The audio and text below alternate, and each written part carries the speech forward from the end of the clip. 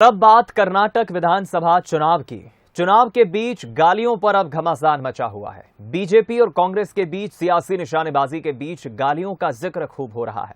प्रधानमंत्री नरेंद्र मोदी ने कांग्रेस अध्यक्ष मल्लिकार्जुन खड़गे के सांप वाले बयान पर सूची तैयार की है और कहा है कि उन्हें 91 बार गालियां दी गई। अब प्रियंका गांधी ने इसे लेकर पलटवार किया है। प्रियंका गांधी ने कहा कि मैंने पहले ऐसा प्रधानमंत्री देखा है, पहली दफा, जो जनता के सामने रोता है कि मुझे गालियां दी जा रही है।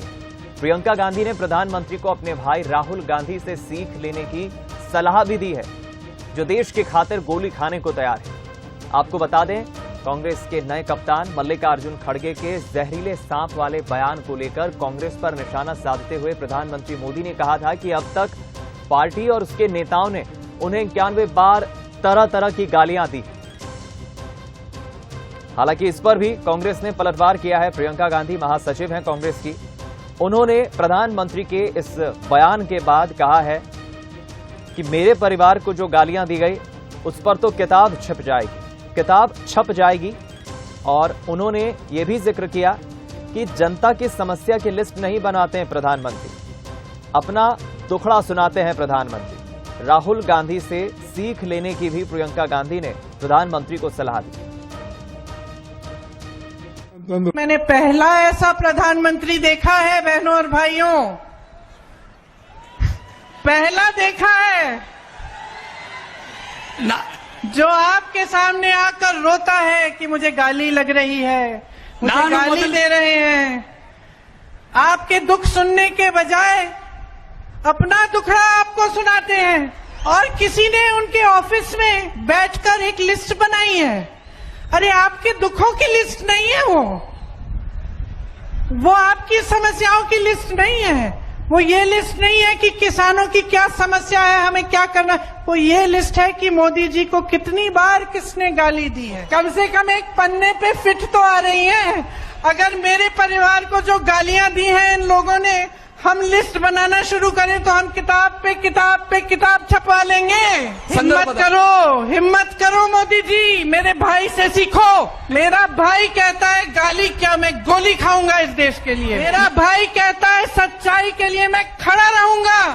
तुम गाली दो, गोली दो, छुरा मारो, कुछ भी कर लो, घबराओ मत मोदी जी, घबराओ मत।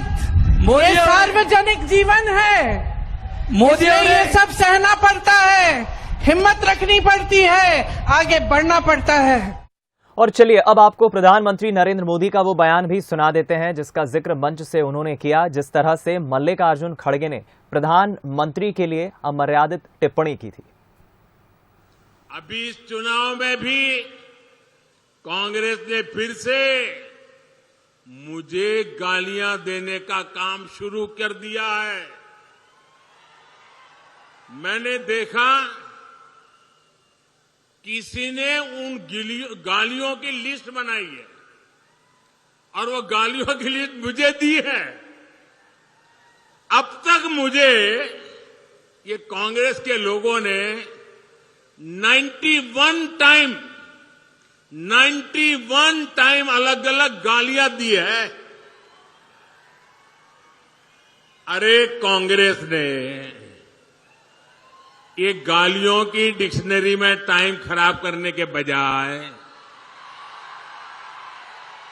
अगर इतनी मेहनत उन्होंने गुड गवर्नेंस के लिए की होती, कांग्रेस कार्यकर्ताओं का उत्साह बढ़ाने के लिए किया होता, तो आज कांग्रेस की ऐसी दुर्दशा न होती, ऐसी दयनीय स्थिति नहीं आती। लेकिन साथियों, जो भी गरीब के लिए काम करता है, जो देश के लिए काम करता है, उसे अपमानित करना ये कांग्रेस का इतिहास है। तो सुना आपने प्रधानमंत्री नरेंद्र मोदी को और इसके पहले आपने प्रियंका गांधी को भी सुना। और इसी खबर पर बातचीत करेंगे हमारे साथ न्यूज हेड शरद द्विवेदी जी इस वक्त फोन लाइन पर जुड़ गए हैं।